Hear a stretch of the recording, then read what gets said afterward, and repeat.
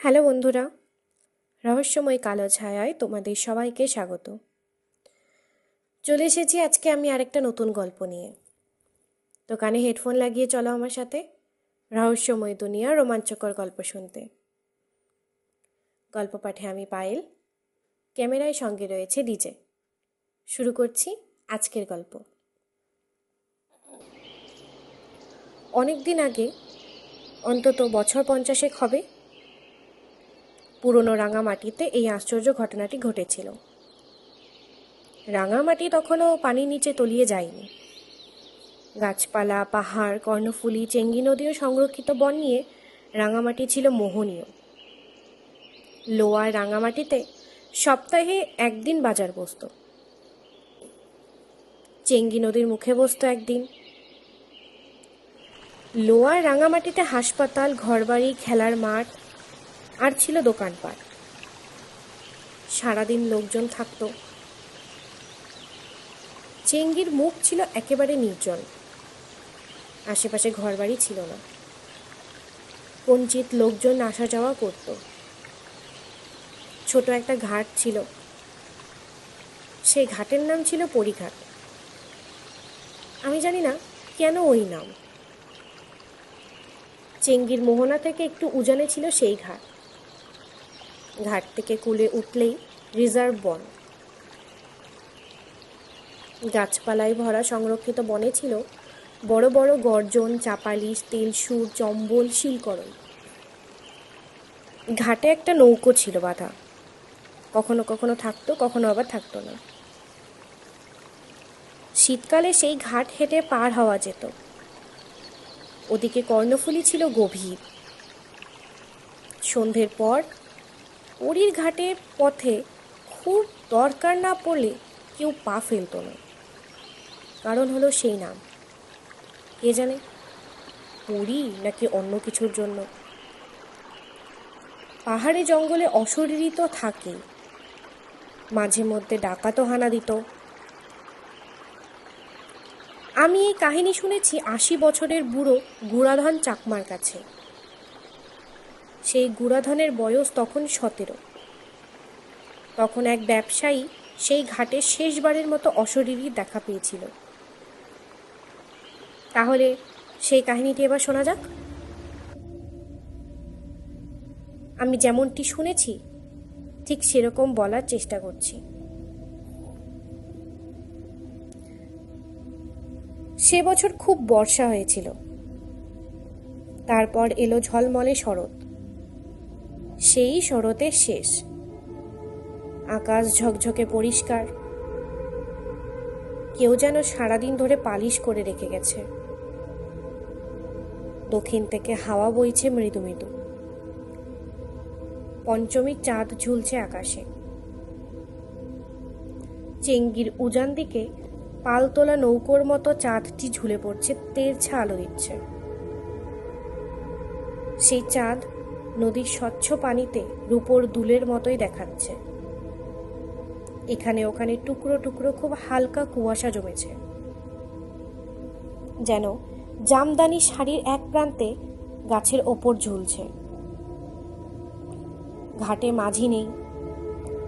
তরুণ ব্যবসায়ী তপন দেববর্মন চেঙ্গির ওপার থেকে নিজে নৌকো বেয়ে এপারে এলো। চাঁদের আলোয় ঝমঝম করছে বন, চকচক করছে পানি। বনভূমি যেন একেবারে উতলা হয়ে পড়ছে চাঁদের আলোয়। কুয়াশার সূক্ষ্ম বিন্দুগুলির জন্য চারিদিক কেমন রহস্যময় হয়ে উঠল। 3-4টা পেঁচা ডেকে উঠল একসঙ্গে। কয়েকটা কালো বাদুড় উড়ে গেল তপনের মাথার ওপর। বাঘের কাশিও শোনা গেল বুঝি। নৌকোটা কুলে ঠেকিয়ে রেখে তপন আপন মনে চাঁদের গান গেয়ে উঠল। হাঁটতে হাঁটতে সে হঠাৎ দেখল পাড়ে ভাঙা কুলের খাঁজ ঘেঁষে কে একজন যেন বসে আছে। পাথরের ঢিবির মাটিতে সে বসে আছে পিছন ফিরে, আর ফুপিয়ে ফুপিয়ে কাঁদছে। তপন একটুও দেরি না করে সেদিকে চলল। মেয়েটি সুন্দর লাল রঙের 2 ডোরার পিনন ও লাল খাদি পরেছে। ওই পোশাক বলে দিচ্ছে মেয়েটি চাকমা। পিঠের ওপর ঝামড়ে পড়া চুল বেশ লম্বা। মেয়েটি পিছন ফিরে হি হি করে কাঁদছে। চাঁদের আলো লুটিয়ে পড়ছে ওর সারা পিঠে। উজ্জ্বল চকচকে তার গায়ের রং। বসেও একেবারে তরুণী। কাঁধ ও বাহুতে জ্যোৎস্নার আলোর খেলা তাকে আরো রূপসী করে তুলেছে। আস্তে আস্তে তপন তার পিছনে গিয়ে দাঁড়ালো। তখনও মেয়েটা কাঁদছে। গলার স্বর যথাসম্ভব কোমল করে তপন মেয়েটিকে বলল, ও গাঙুরি, তুই কিত্তে কানর? মানে, ওগো সুন্দরী, তুই কাঁদছিস কেন? মেয়েটি কোনো উত্তর না দিয়ে তেমনি কাঁদতে লাগলো। সে আবার খুব নরম করে বলল, তুই কিত্তে কানর মোরে ক? মেয়েটি তবুও কাঁদতে লাগলো।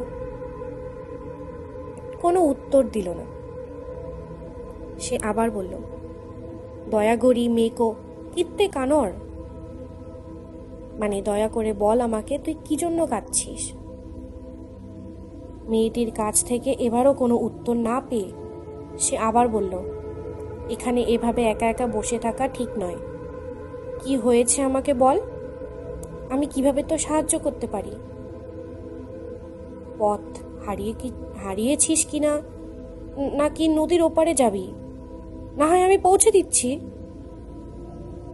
মেয়েটি তবুও কাঁদছে।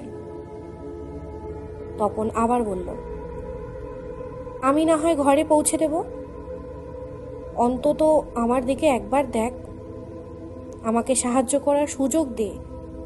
আমি তোর কোনো ক্ষতি করতে দেব না, আর ক্ষতি হবেও না। তখন মেয়েটি আস্তে আস্তে উঠে দাঁড়ালো। চমৎকার এক হাড়া লম্বা তন্নি যুবতী।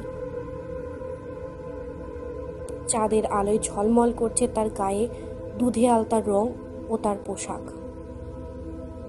সে ঘুরে দাঁড়িয়েছে, কিন্তু মাথা নিচু করে কাঁদছে। হাত দিয়ে চোখ মুখ মুছছে যেন। আস্তে আস্তে তপন মেয়েটির কাঁধে হাত রেখে বলল, আমাকে ভয় পাওয়ার কিচ্ছু নেই। আমি বাঘ ভাল্লুক নই, ডাকাতও নই, আমি মানুষ।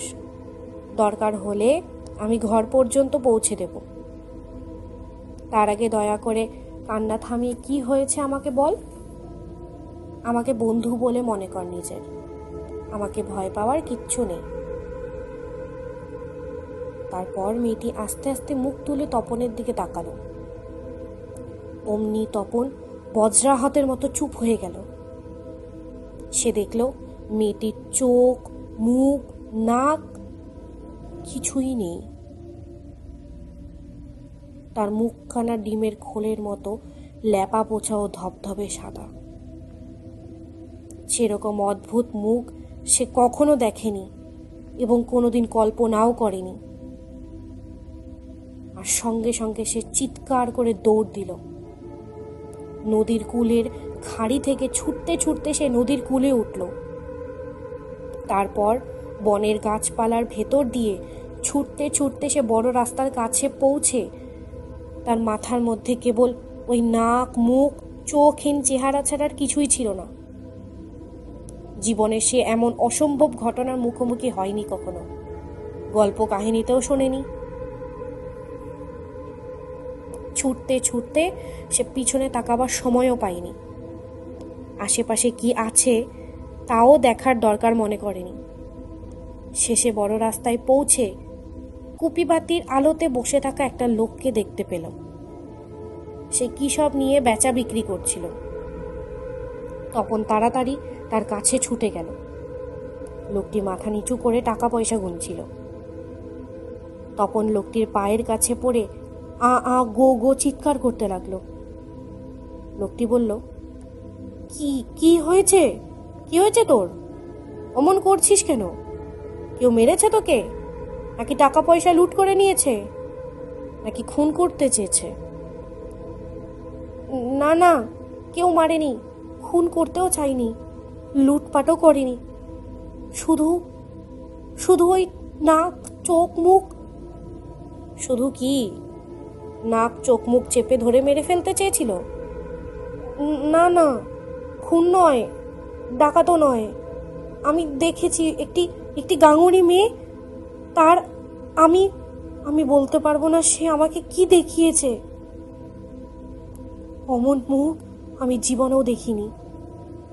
সে মুখ থেকে হাত সরিয়ে নিতেই,